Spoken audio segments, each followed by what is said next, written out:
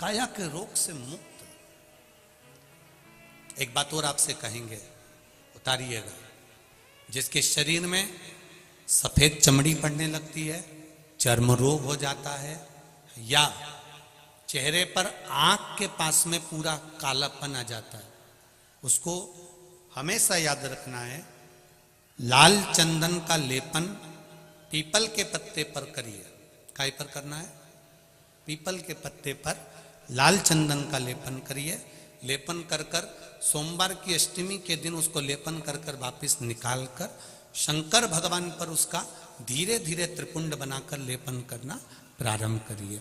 जब आप त्रिपुंड बनाकर लेपन करना प्रारंभ करें, उसके बाद उस चंदन को जो सोमवार की अष्टमी है तब निकाल कर लिया है और निकाल कर लाकर उसको डब्बी में रख लें। उस चंदन का प्रयोग चर्म रोग के स्थान पर थोड़ी थोड़ी मात्रा में करना प्रारंभ करें, पानी के साथ मिलाकर। परंतु उस चंदन को केवल 6 से 7 दिन में प्रयोग करिएगा, ज्यादा नहीं। धीरे धीरे चमड़ी, परंतु उसको सोमवार की अष्टमी के दिन सिद्ध कर कर बनाना है। उसको सोमवार की अष्टमी के दिन चढ़ाना है श्री शिवाय नमस्तुभ्यम, या ओम नमः शिवाय, या पंचाक्षर मंत्र, या महामृत्युंजय मंत्र, जो आपको आता हो, शिव जी का जो नाम आपको याद हो उसको बोलकर चढ़ा दो। उसको लिया, फिर उसको अपने शरीर पर लगाना प्रारंभ करो। उसका फल आपको 15 दिन के अंदर धीरे धीरे धीरे धीरे प्राप्त होना प्रारंभ हो। लाल चंदन का प्रयोग शिव जी के लिए अवश्य। दूसरा, जब विषम परिस्थिति आ जाए, ऐसा लग रहा है कि आपने पशुपति व्रत कर लिया, सोमवार की अष्टमी का प्रयोग कर लिया, मैंने शंकर जी की आराधना कर ली, तो भी विषम परिस्थिति चल रही है, अभी तक कोई सुधार आने को तैयार नहीं है, तब शंकर जी के मंदिर में जब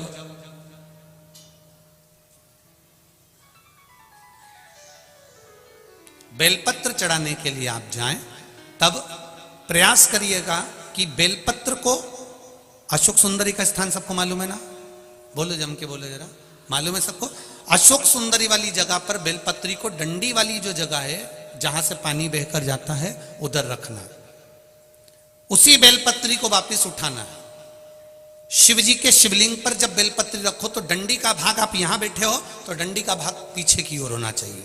शिवलिंग जैसे ये है तो डंडी का भाग पीछे की ओर। उसको रखकर 7 लोटा जल भगवान शंकर पर समर्पित कर दीजिए, अपने भाव को रखते हो। अगर विषम परिस्थिति चल रही है, आपने पशुपति व्रत कर लिया, सोमवार के अष्टमी का कर लिया, उसके बाद भी कार्य नहीं हो रहा, अटक रहा है किसी कारणवश, कोई फाइल मोटी है, थोड़ा समय लग रहा है, तो 7 लोटा जल का प्रयोग करें।